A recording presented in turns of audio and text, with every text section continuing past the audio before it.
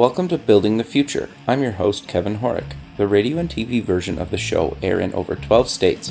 This includes both coasts and Silicon Valley. The show also airs in the UK, Caribbean, and Australia. For full show times, plus past episodes of the TV and radio show, please visit buildingthefutureshow.com. We just launched a free online community to connect past guests, listeners, and others.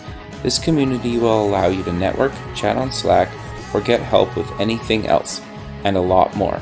If you're interested in joining the community, buying some merch, sponsoring the show, or signing up for the newsletter, please go to buildingthefutureshow.com. The show is a proud media partner for the 11th Annual Media Excellence Awards, which are produced by Access Entertainment in Los Angeles, California. The Media Excellence Awards are recognized as the most influential awards show honoring innovation and leadership in all things mobile entertainment, lifestyle, and technology. For more information on how to submit to these awards, please visit mediaxawards.com. Welcome back to the show. Today we have Madhu Konety. He's the founder and CEO at icecreamlabs. Welcome to the show. Thank you, Kevin. Yeah, I'm very excited to have you on the show. I'm extremely fascinated, selfishly, by the space that you guys are building technology in. But maybe before we get into all that fun stuff, let's get to know you a little bit better and start off with where you grew up. Sure. So, firstly, thank you for having me. Your show is exciting. I grew up in Bangalore in India. Okay. I grew up in a family where we were 4 kids. Okay. And I'm the youngest. Wow. Yeah. So the two interesting things of my childhood was, dinner table conversation was always about surgery and medicine because my family is filled with doctors. Interesting. And so early in my life, I developed a phobia towards anything to do with medicine and surgery. And so I was always looking for, how do I get out of this? Interesting. Why is that? Just because you just like one of those things that, was it like a physical reaction or you were just like, I don't want to go into the family kind of business? Yeah, it was, the topic was always front and center. Okay. For me. Sure. And most, a fun evening for us was going to my dad's clinic. Okay. And then hanging out and seeing all the sick people. I got you. Waiting for him, right? Got you. So, while my brother and sisters didn't mind that and they decided to follow my dad, Interesting. I definitely didn't want to do that. Sure. Okay, so You've been to a ton of kind of university. Walk me through your kind of university journey and what did you end up taking and why? Sure. So my first thing was I did my computer science in Bangalore. Okay. And I think one, I wanted to run away from medicine, and two, at a very young age, somebody lent me a Commodore 64. Okay, sure. So I had that for 2 months, and I was really fascinated. Apart from playing games, I started, doing some basic programming, and I put them on these cassette tapes, and I tried to peddle them and sell them as a young guy. I must have been in my 7th or 8th grade. And Interesting. the Commodore 64. I haven't got my hands on another one after that, but Sure. It really that 2 months really framed a lot in my career. Interesting. Okay. So you went to university. What made you want to kind of go into technology? Because you said the Commodore 64, but like, was there kind of was that the defining moment, or was there something else that was like, okay, I got to take this in school? So I think, that was, I think, one big defining moment. And Okay. I used to, when my dad got me toys, like, video games and stuff. Sure. I would break them apart. I would try to understand how the Interesting. whole thing worked. I was always fascinated. And, I would always break them. I could not put them back together. And I had to hide them away. That's hilarious. And then in high school, I started getting into electronics and building stuff and buying resistors and capacitors and making things. Really? So, technology was really fascinating for me, right? I mean, it was just a magic. You could put all these things together and it would go do something that was amazing. Sure. When I had to pick going to college. I just wanted to go deeper into tech, Okay. and so once I graduated from my undergrad, uh, I really wanted to go deeper. So I said, okay, the best place I'm going to go is go to the U.S. and go do my master's in computer science, because I wanted to go deeper. I wanted to understand technology more and see how we could leverage technology to build new products, right? Okay. Interesting. So I landed up in Virginia Tech, Okay. working on my master's. And Virginia Tech was very interesting, very different from the education I had in India. Okay. Everything was application oriented. It was very fascinating for me because in India I learned about theory, about the fundamentals of computer science, and in Virginia Tech you actually had to apply not what you have to really apply what you learned, Okay. Interesting. and actually build practical stuff. So it's completely different dimension. And the other thing was all the kids in my class were smart as hell. Uh, so That's great though, right? yeah. So it also recalibrated me that in India maybe I was in the top of my class. When I come in here, I assumed I would just coast through the Interesting. program. And it was hell. It was really hell. Interesting. I mean, it was late nights and lots of hard work. And people, the other thing was, I think I learned a lot from my classmates and the people I took courses with.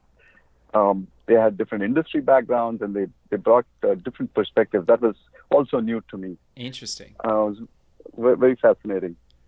Okay. And Keep going. Sorry. yeah.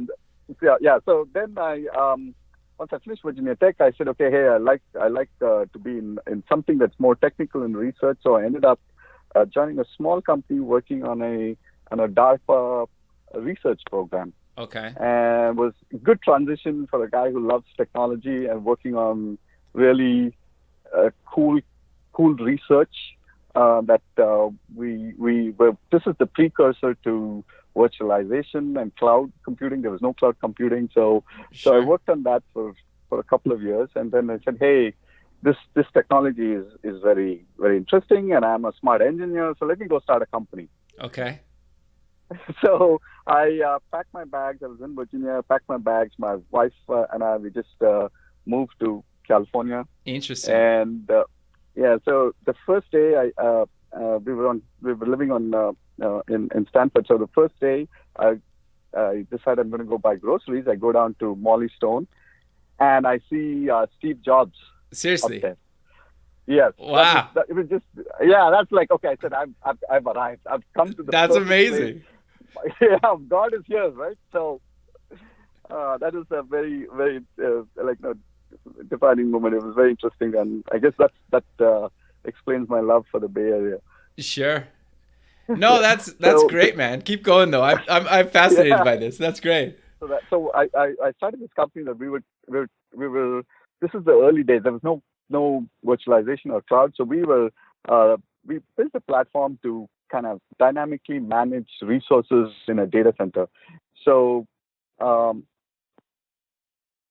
we called the company Musambi, and I had about maybe 50K in savings. I said, look, I'm going to take this 50K and build this product.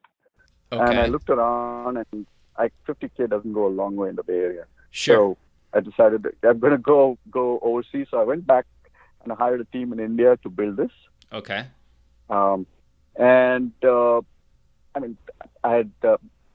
built a good product, but I'd never done anything to do with marketing. I had no clue how to do sales. So I got a couple of folks to help me hire a salesperson and get some angel money, and we started getting a few customers. Then we ran out of money. And luckily for me, one of my investors said, "Hey, don't worry, I've got a guy we've got a team that will buy you out." And they're with a company called NetIQ. Okay. So they came in and they said they evaluated the technology and said, "Okay, we're going to take this." And they took this, and I decided I'm going to move on. I'd spent 3 years on it and wanted to kind of take a break. So we took the money, and they took the company, and they basically ended up selling to BMC Software after a few years. Interesting. Okay, so And so, keep yeah, going. sorry, go Sorry. ahead. No, keep going. Yeah.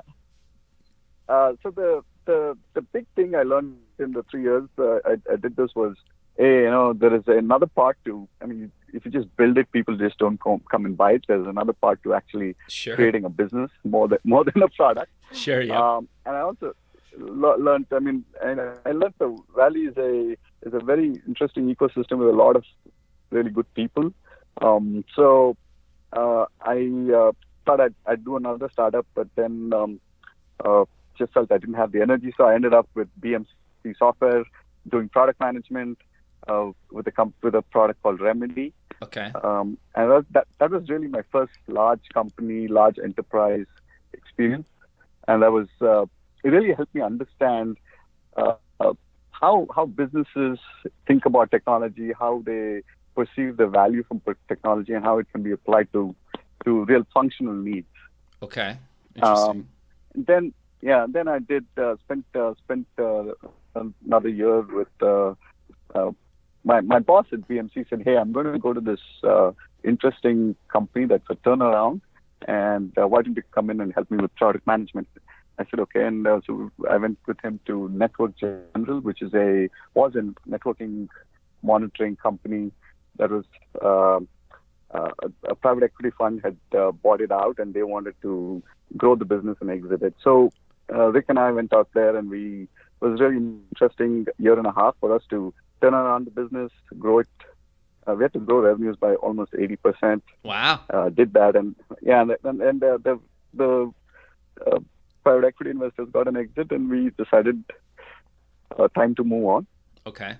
So I then went to business school. I said needed to kind of hone my business skills a bit more. Okay. So I went to Stanford, and that's the third school I went to, but completely different. I mean, different paradigm. Sure.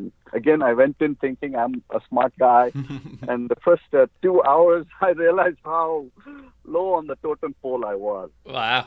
Interesting. Did you go full time? I did full time. Okay. And no, keep going. Sorry. So the cohort at the business school, I mean, it was just unbelievable, right? I mean, people from different parts of the world, different professions, all extremely smart. Sure. And again, the academic experience was so different, even more practical, even more driven by actual real life problems. Okay. A lot of learning from the people around you. Sure. So I think it's not just about. I think it didn't just give me business skills, but it really altered my thinking. Obviously, the entrepreneurial ecosystem around Stanford, and the whole motto about do big things, change lives, change the world at Stanford is really kind of got into my DNA. Okay, interesting. The scale of things became a lot more apparent. The scale of impact you can have on the world, the scale of impact change you can actually create was what I really got out of Stanford, and the incredible people around there. Interesting. So you get out of Stanford. What do you do next? So I get out of Stanford, and the logical thing for me was, my plan was, the logical thing to do is go do another startup. Okay, sure. And yeah, but I said, okay, I'm going to throw logic out, and I decided to go join a hedge fund. Okay. So I said, hey, I'm an analytical guy. I've gone to business school, so I should have the tools to go do some damage in a different industry. So I decided to go join a hedge fund, and the hedge fund was out of London, and they said, hey, we want to look at India as a market. Okay. And so they said, hey, you seem like a bright guy. Pack your bags, come on over, spend some time in India, and start investing. Interesting. So, yeah, so I think it was a pretty radical shift for me, but it was very interesting because I got to see a different side of business. I got to see how investors think about companies, and how do you evaluate not just the financials, but also understand people, understand how how they make decisions, right? So that was really eye-opening. And so I was doing that, and then I met an old family friend, and he said, "Hey, I've just got a lot of money right now, so I want to set up a fund. Can you come and join me?" Interesting. That's not a terrible thing to have happen. Well, I think I didn't really check with my wife, so I said, "Hey, yeah, this is over Christmas." I said, "Okay, I can pack my bags and move back to India in a week." Wow. So so then I had to go and then convince my wife, and I said, "This is a great opportunity. We got to do this," and I had to give her the whole spiel about BRICS and why India is a good market for us to be in and stuff like that. So. Sure. I moved to India, and we set up this fund, and we started investing in multiple businesses and assets. And that was a journey. That was another interesting journey. So from there, I had other family offices call me up and say, "Hey, we need help. Can you come and help us put an investment office together? And can you help us with making investments?" So I said, "Sure, why not?" And I started helping families in India, in the Middle East, kind of look at investments in tech, Okay. investments in VC funds, and I spent about 3 years doing that. Okay, interesting. And and that was fun. And once, and I said after 3 years, I said, I'm getting a little old. I always wanted to do a nice large startup and take it public. So I said, okay, maybe it's time to quit what I'm doing and go back into tech and into an operating role. Interesting. Okay, so is that when you founded icecreamlabs? That's when I founded icecreamlabs. Okay. So I took about a year to kind of explore different options. Okay. And what happened was I was looking at what are the interesting technologies, what are the spaces that have big market opportunities. I thought clean tech was one big opportunity, and I thought AI and some applications of AI was another good opportunity. As a computer science major, AI is it's like every geek's dream. So I said, okay, I'm going to go switch.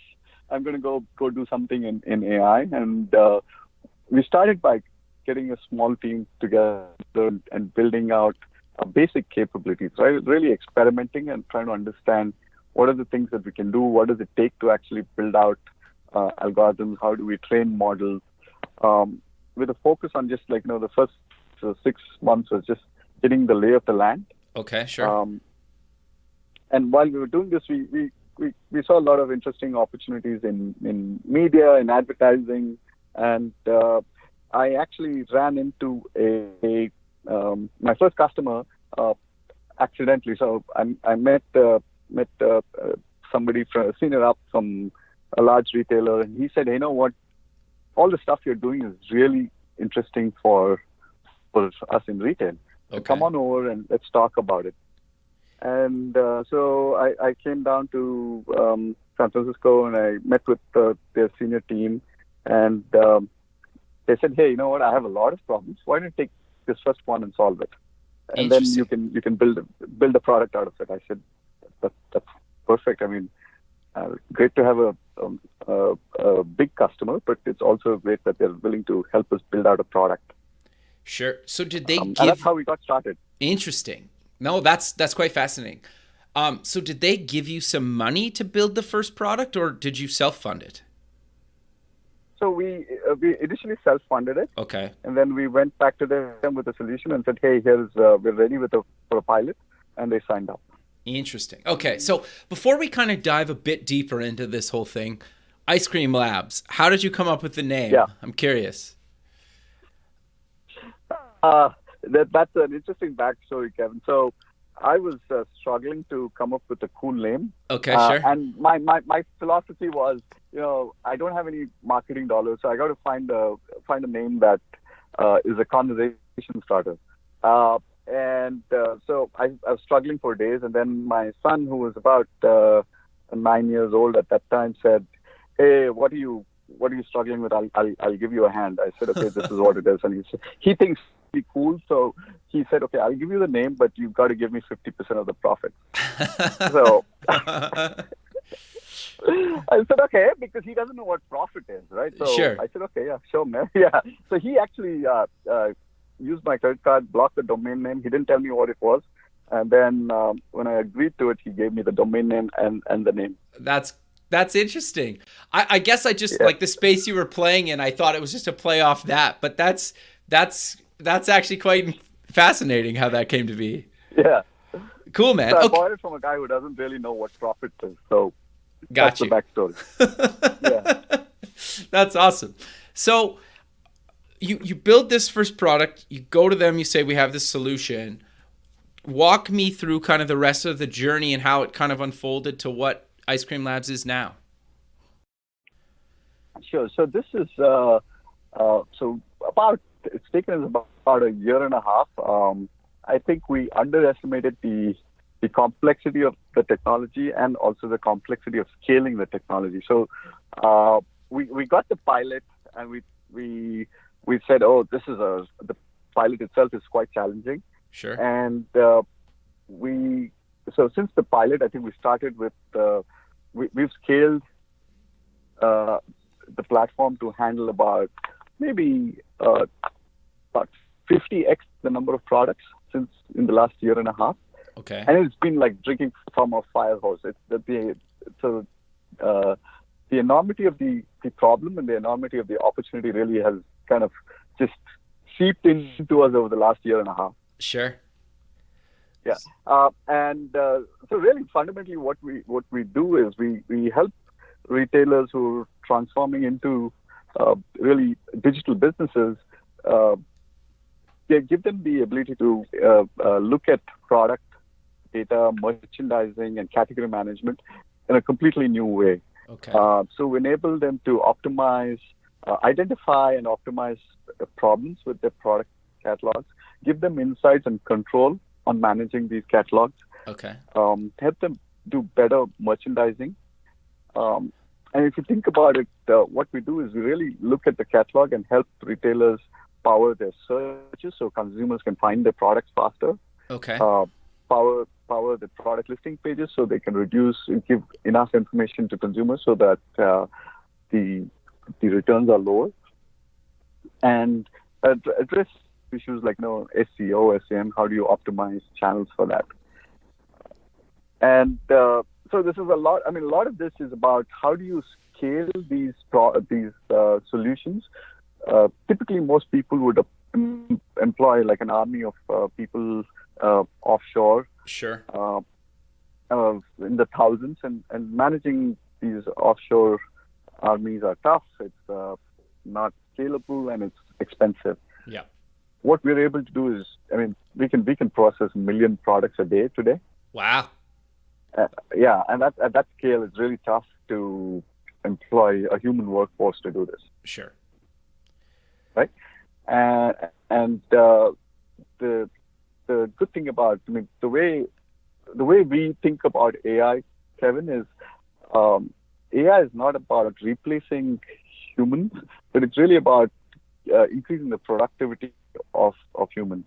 Sure. So we enable rather than managing an army of 1,000 people offshore. Same category managers, merchandising managers can use our technology and self-manage it. Okay. So them. So it increases their productivity. Okay. So how do they use your technology to kind of do that? Sure. So from a large retailer's perspective, what we enable category managers to do is, as they're getting a floodgate of data coming in from multiple sellers and multiple suppliers, Okay. we help them actually identify the quality of the data. We give them a quality score of the data. Oh, interesting. And so when we think about quality, we are really talking about the quality of the content. Okay. So if I get data about a shirt and it says it's a red shirt, we validate that it's actually a red shirt by looking at the image and looking at the text. Right. And if we look at the titles and we say, is the title optimized so that the consumer can actually get maximum value out of it and actually click and buy that product? is it most appropriate for a consumer to understand what the product is and buy it. We make sure that the description around the product is complete, and it's informative enough. At the same time, it's something that the consumer can read and understand about the product. Okay. A lot of the stuff is also around understanding images and extracting information from images. It could be attributes of the product. It could be what type of product it is. It could be around what are the things like if it's a nutrition label, we actually extract the nutrition information for a food product and make that all available so that people can search for these products easily. They can actually browse through these products and they can make better buying decisions. Interesting.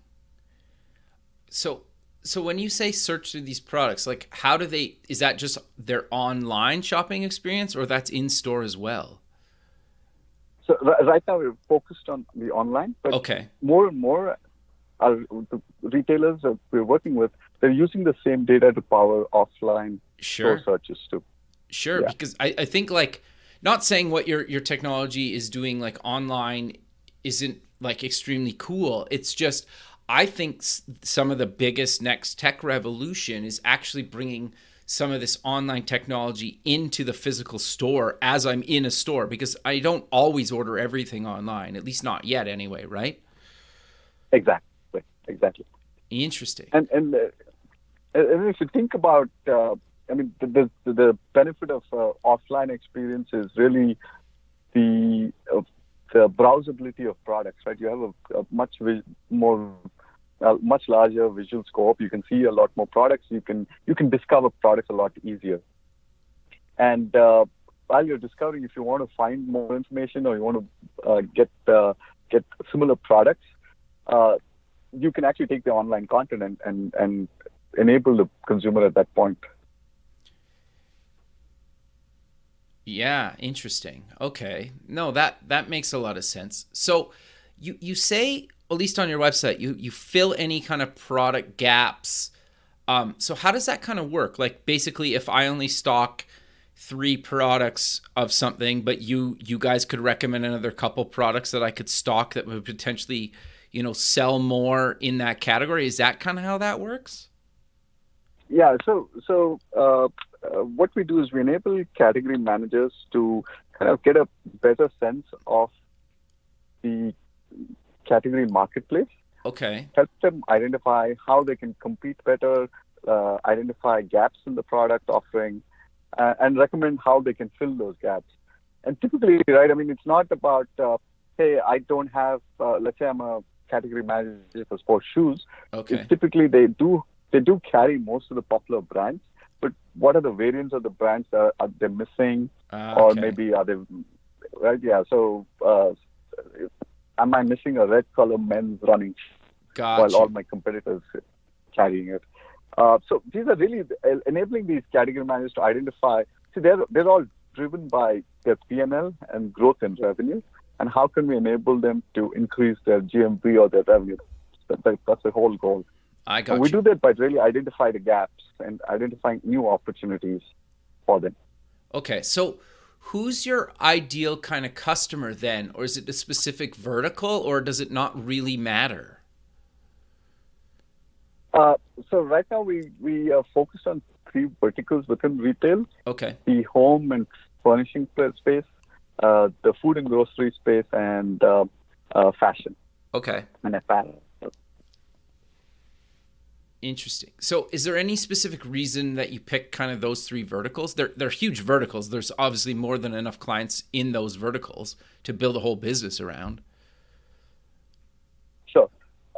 We felt that these 3 verticals, I think, have the most pain points and also seeing the most growth.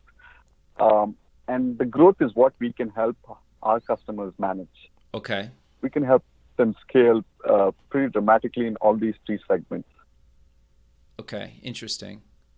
So, go ahead. Sorry, go ahead. Yeah, I was going to say. So the thing is, I think the big new dimension to all of this, Kevin, is if you think about traditional retail and I'll say digital retail, because it's not just e-commerce. It's e-commerce. It's the mobile app. it's the store pickup, all of this. The big transformation we're seeing is retailers and brands are scaling their product offering dramatically. Okay. The space constraints are gone. The shelf constraints are gone. So everybody is talking about endless aisles. Okay. Interesting. From thousands of products or tens of thousands of products, they're all talking about millions of products now. Right. Right. So that's the big shift, and that's one of the big areas that we help our customers manage. Interesting. No, that makes a lot of sense. So I want to talk about kind of the AI, machine learning, kind of computer vision side of the business, because I think Sure. that's probably the most fascinating parts of it to me, anyway. Yes. Yeah. So the big thing I think is, I mean, from a technology perspective, we rely a lot on deep learning, and deep learning is a type of machine learning. The big difference is, I think, you apply a lot more data. Okay.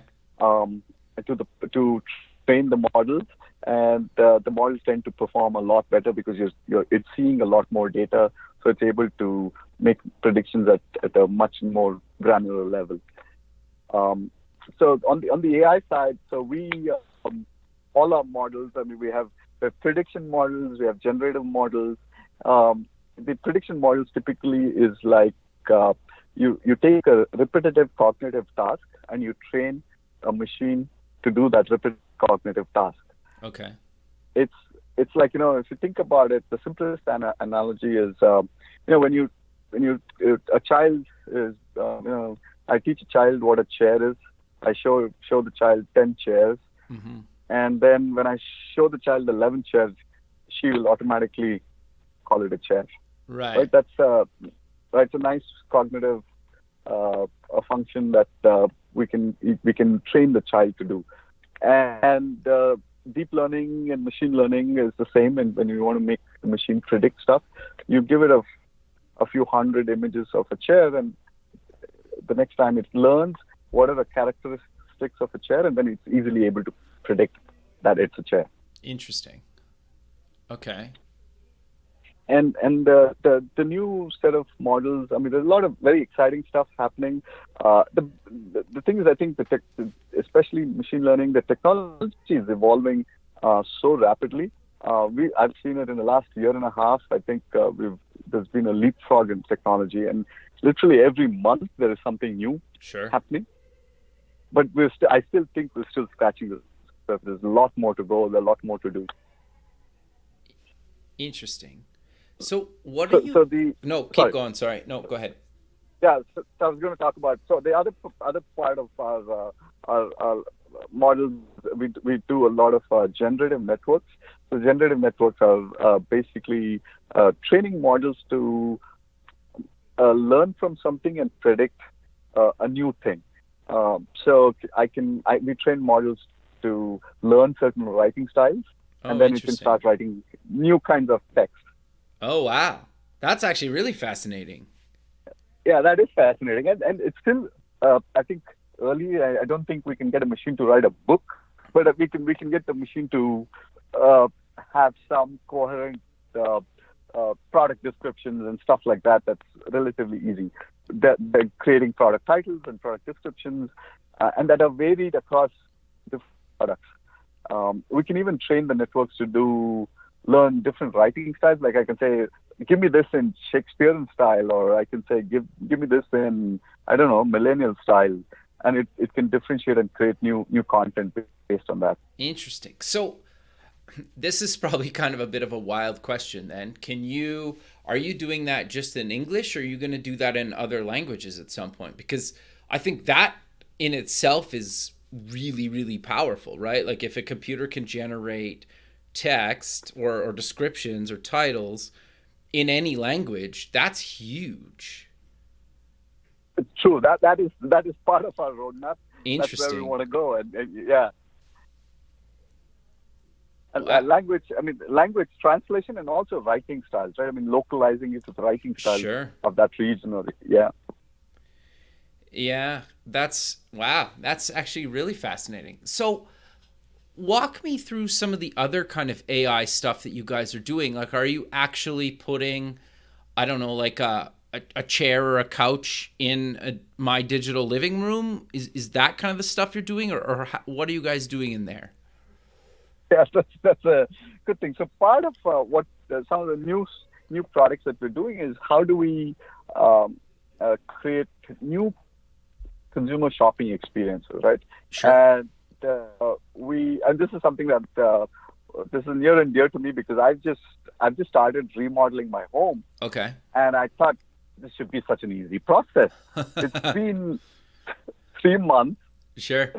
and I've given up. I've literally given up. I've just told my wife, please go handle this because I realized, I mean, there is a gap between the analytical and the creative process. So we said, Yep. okay, can we create experiences for people to not get frustrated but really get engaged in doing this?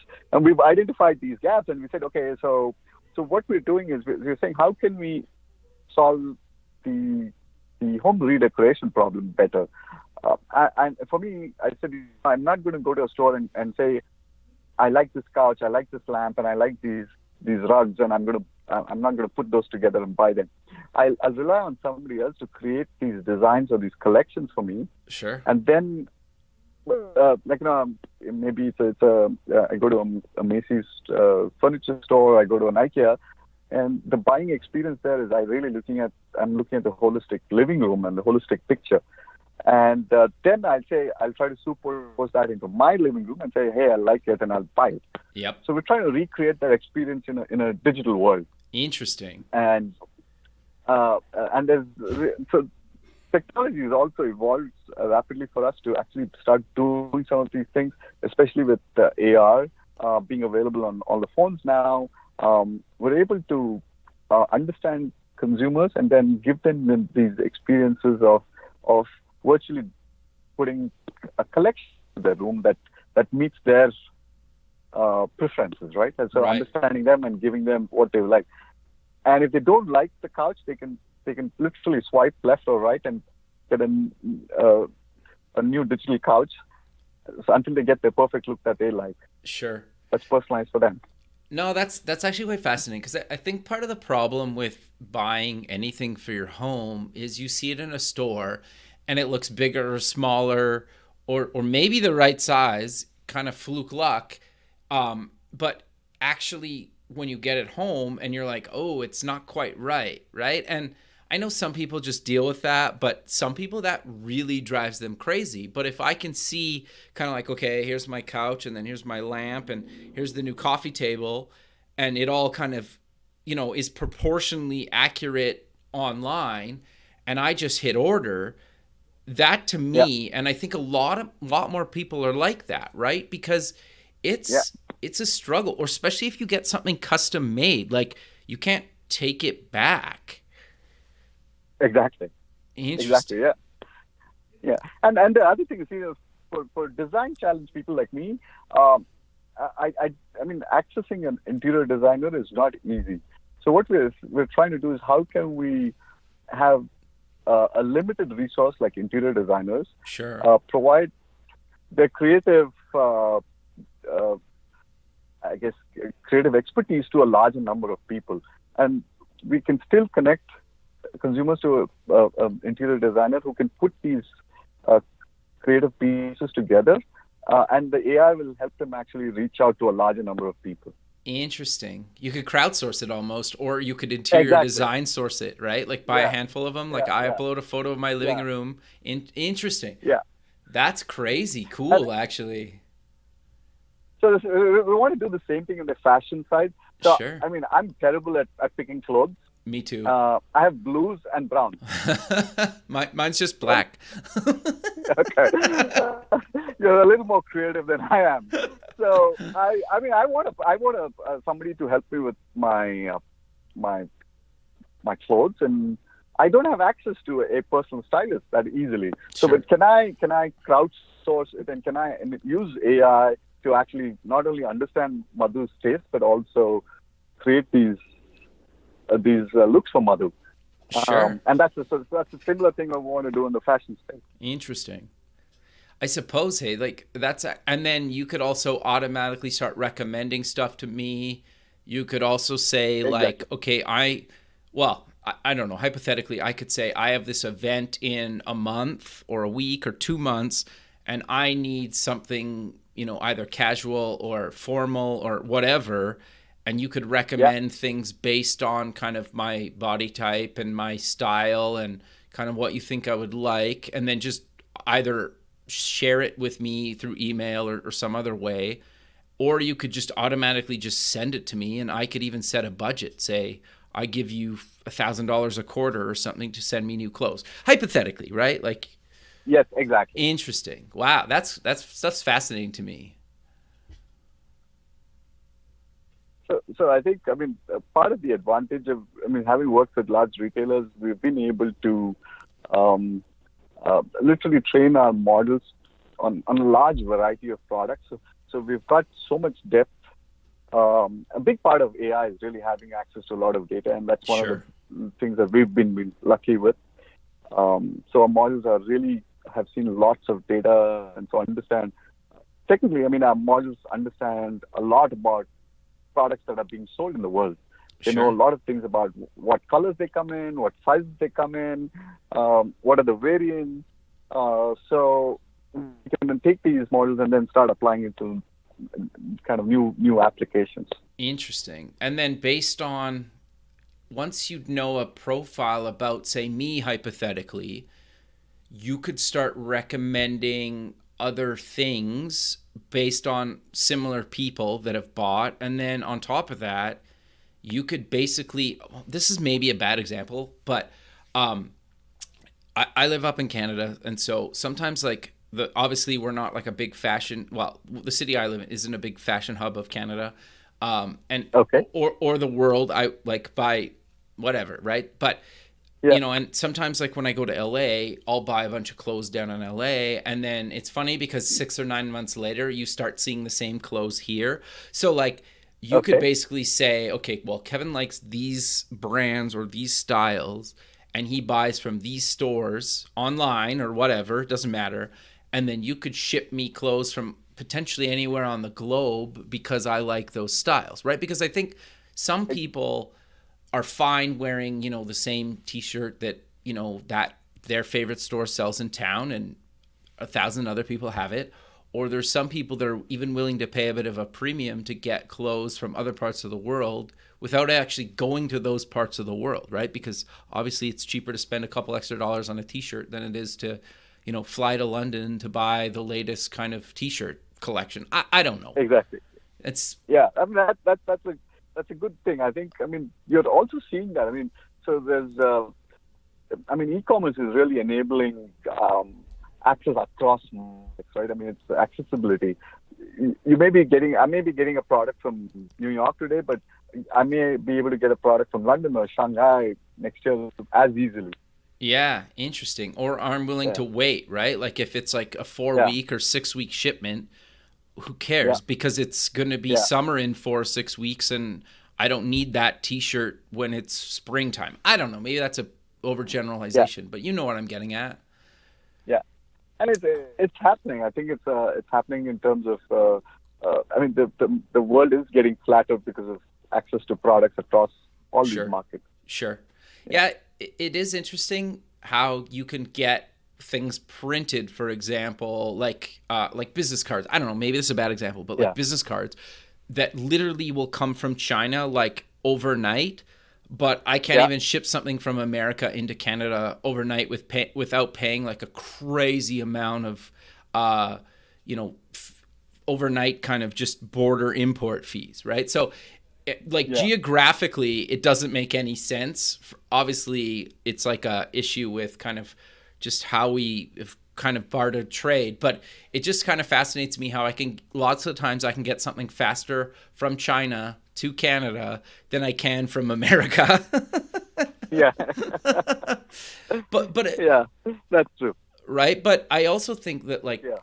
it's kind of fascinating because I think e-commerce, like you guys are working in, is getting rid of those geographical borders, right? Like, do I really care if that shirt comes directly from China, America, or some other country? Like, who cares?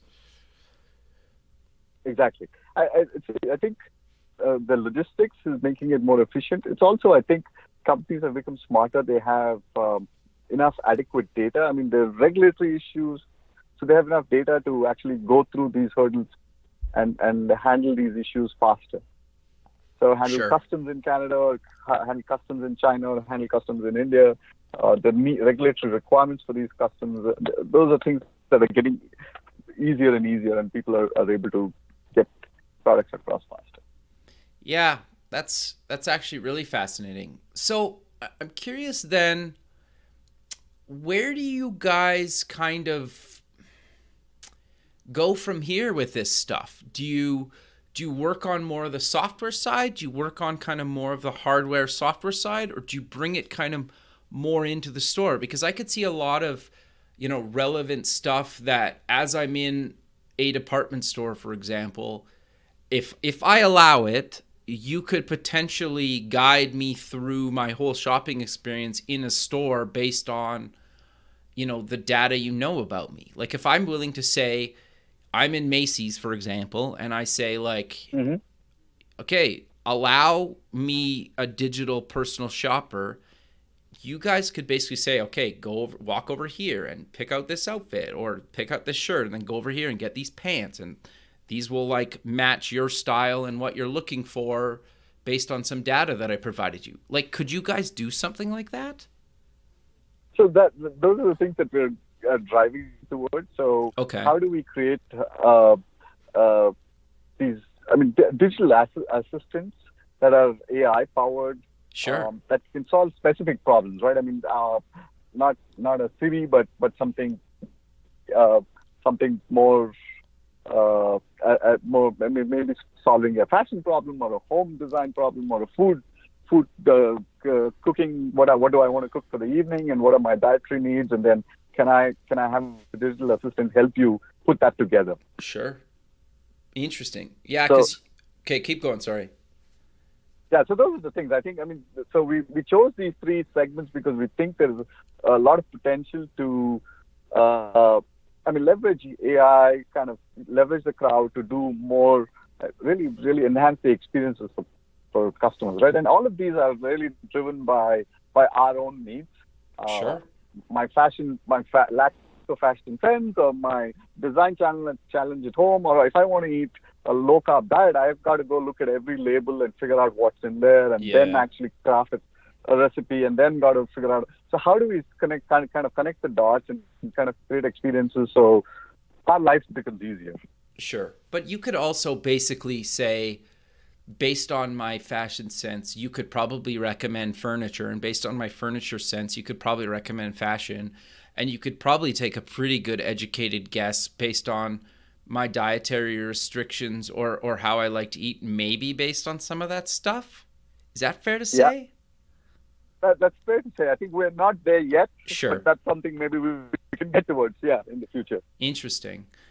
Yeah, no, that's quite fascinating. So I'm curious then, at this point in your kind of journey, how does somebody kind of actually work with icecreamlabs and get your technology into their software or their company? Pretty easy. They can just reach out to us and at connect at icecreamlabs.com. They can visit our website, and we've been doing a couple of shows, and there's just enormous interest from most of the retailers and sellers and brands, and we're really excited about all the problems we can solve. This is exciting times. I think that the retail transformation is amazing, and we're happy to be playing a small part in it. Sure. And so how long would it take if I had a t-shirt company or a furniture company online? How long does it kind of traditionally take to integrate your software into my, kind of online presence? We typically, depending on the size of the customer, takes anywhere between, it could take a few hours to a few days. Oh, so very quick. Yeah, very quick. Yeah. Okay. Wow. So, I mean, our customers can start seeing results in a couple of hours once we tie in the data. So is there kind of like a ideal customer size for you?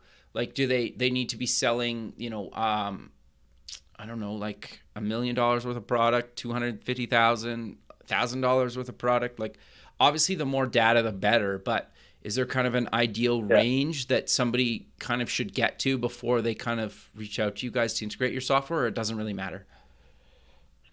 So right now, what we're focused on is it's just I think looking at the maturity curve from a digital perspective. So we're focused on mid to large retailers and brands, and we hope to later in the year launch a completely self-serve model so smaller retailers and brands can actually plug in and use it themselves very easily.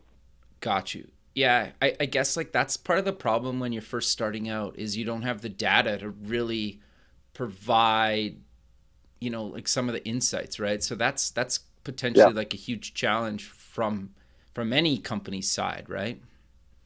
Correct. Yeah. Okay. Fascinating. So I'm curious. We're kind of coming to the end of the show. So is there anything else that you want to mention about Ice Cream Labs that we didn't cover yet? So I think one of the big things is when I'm looking at innovating, I mean, innovating using technology is a big piece. The other piece is really we're building products across the globe. We have a very distributed team, and this is very unusual for startups. Startups tend to want everybody in the same room, working together, and so that is. It's a big learning for me. One of the things we decided to do is talent is extremely difficult in our space. So we said rather than try to get all the talent into one room, we'll just go to where the talent is. Makes sense. And so we have people in Spain. We have a person in Singapore. We have a team in Bangalore. We have a team in San Francisco. We have somebody in Tahoe. So and it takes a little bit of infrastructure to get all of this working. Sure. Some sleepless nights for me, but I'm glad because I think people are happy where they are. Sure. Me transplanting and trying to aggregate people into one place actually wouldn't have worked. I'm happier to have a happy workforce and people who are excited to be where they are and being productive. So that's one. I think that's been a big thing for us is let's just go to where the talent is. Sure. And I see that's just working well for us. No, I think that makes a lot of sense. And well, retail, especially kind of online, works a little bit different in different parts of the world. So getting different perspectives makes a lot of sense anyway, right?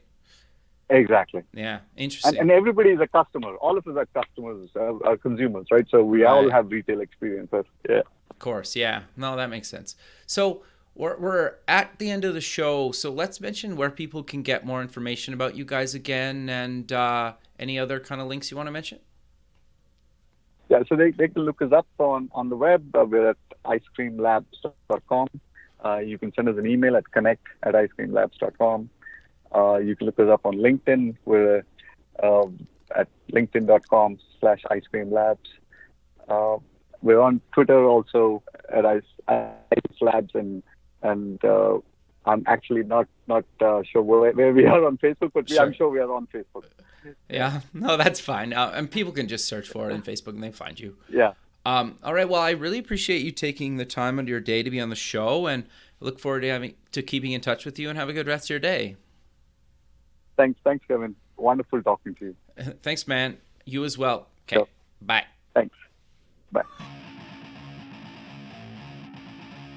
Thanks for listening. To join the free community, buy some merch, sponsor the show, or sign up for the newsletter, please visit the website at buildingthefutureshow.com. The music for the show is done by Electric Mantra. You can check him out at electricmantra.com and keep building the future.